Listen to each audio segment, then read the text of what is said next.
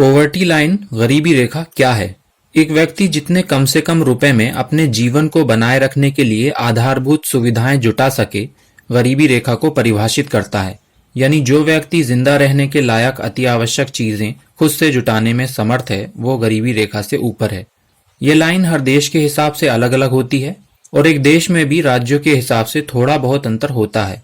हमारे देश भारत में शहरी क्षेत्र की गरीबी रेखा 1286 रुपये प्रति माह है और ग्रामीण क्षेत्र की गरीबी रेखा इससे भी कम है। यानी जो व्यक्ति साल भर में 15,432 रुपये या रोजाना के हिसाब से 43 रुपये जुटा लेता है, गरीब नहीं है। ये यूं कहें कि मालदार है, क्योंकि सरकार द्वारा चलाई जा रही बीपीएल स्कीमों का लाभ ईमानदारी से उसको नहीं मिल सकता। क्योंकि इस्लाम एक संपूर्ण जीवन पद्धति है और इसलिए जीवन के किसी भी पहलू को अपरिभाषित नहीं छोड़ा गया है।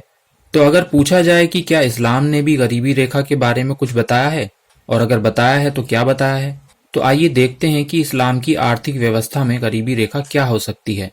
इस्लाम के 5 आधारभूत स्तंभों में से एक है ज़कात, यानी अनिवार्य धनदान, और ये केवल मालदार लोगों पर अनिवार्य यानी फर्ज है। अब ये मालदार लोग कौन हैं?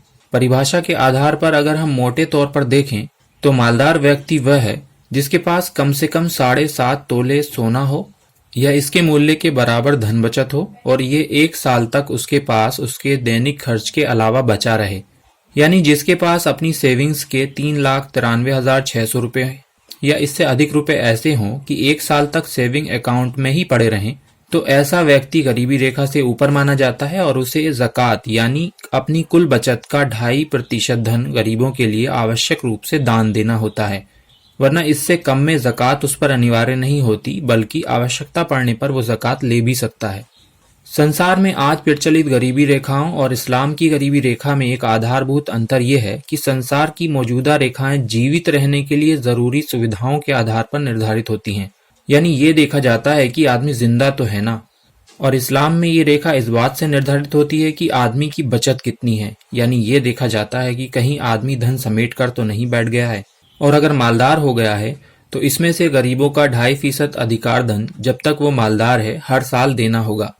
इस अंतर के इतर भी मोटे तौर पर इन रेखाओं के अंतर को हम एक चार्ट के माध्यम से देख सकते हैं। इस संबंध में अभी के लिए फिलहाल इतना ही। जल्द मिलते हैं किसी और विषय के संबंध में इस्लाम धर्म के मार्गदर्शन के साथ। अभी दें अनुमति। धन्यवाद।